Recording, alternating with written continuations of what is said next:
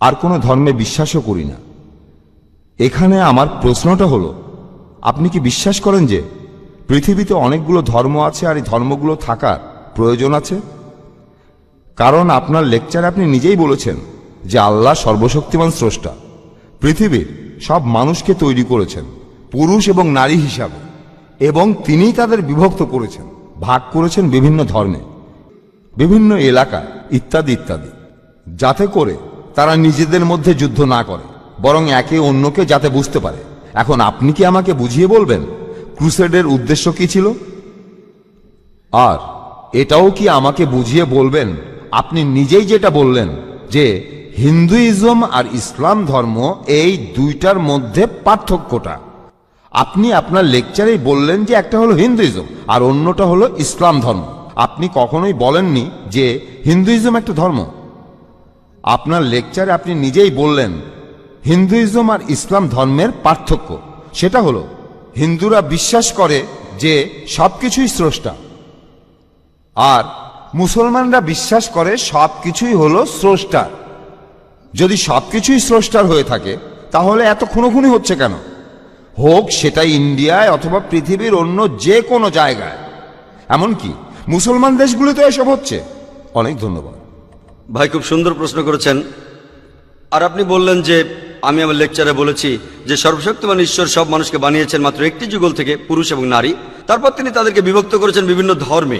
ভাই, আমি এই কথাটা কখনোই বলিনি যে সর্বশক্তিমান ঈশ্বর মানুষকে বিভক্ত করেছেন বিভিন্ন ধর্মে।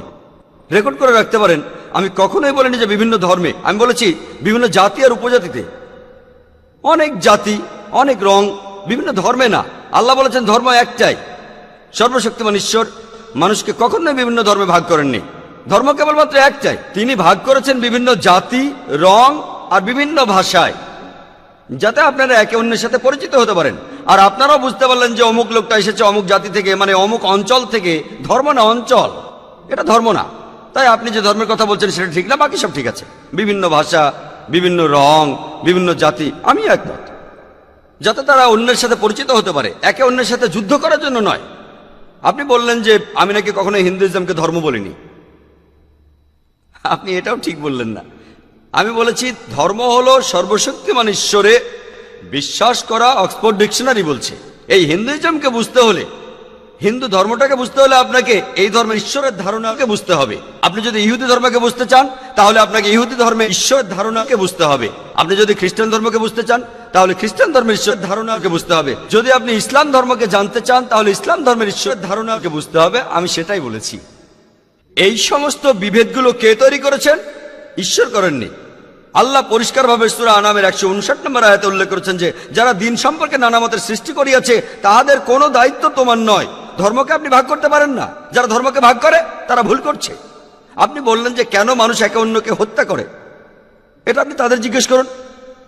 যেমন ধরুন, একজন শিক্ষক ছাত্রদের বলল নকল করো না, ছাত্ররা নকল করে। এখানে কে দোষী, শিক্ষক না ছাত্র? ছাত্র দোষী।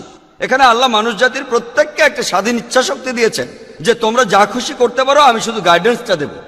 সর্বশেষ আর চূড়ান্ত গাইডেন্স, সর্বশেষ আর চূড়ান্ত আসমানি কিতাব হলো পবিত্র কোরআন। এখানে সব নির্দেশগুলো দেওয়া আছে।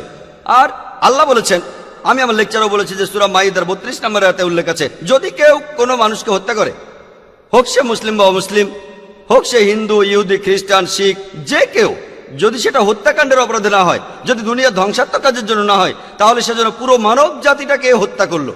যদি কেউ কোনো মানুষকে বাঁচায় তাহলে সে যেন পুরো মানব জাতিটাকেই বাঁচালো। তাই সর্বশক্তিমান ঈশ্বর মানুষের এই একে অন্যের সাথে খুনোখুনি পছন্দ করেন না।